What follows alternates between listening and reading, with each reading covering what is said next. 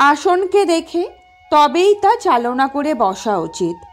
পথের মহিলাকে দিয়ে দেওয়া উচিত নয়। জেগে থাকলে চোরের ভয় থাকে না। অতিরিক্ত রাগ সংযত করা উচিত।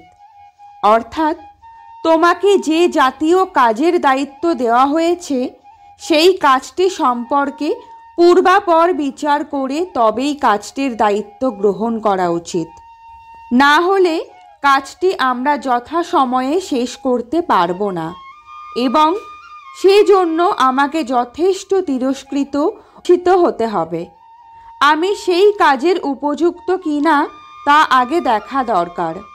বেশিরভাগ ক্ষেত্রে আমরা তা না দেখে কাজে ব্রতী হই বলে শেষ পর্যন্ত সাফল্য লাভ করতে পারি না। সঙ্গে কোনো মহিলা থাকলে অবশ্যই সাবধানতা অবলম্বন করা উচিত, কারণ নারীদের সুরক্ষিত রাখাটাই পুরুষের অবশ্য পালনীয় কর্তব্য। যদি আমরা সবসময় জেগে থাকি তাহলে তস্কর এসে আমাদের কোনো সম্পদ চুরি করতে পারবে না।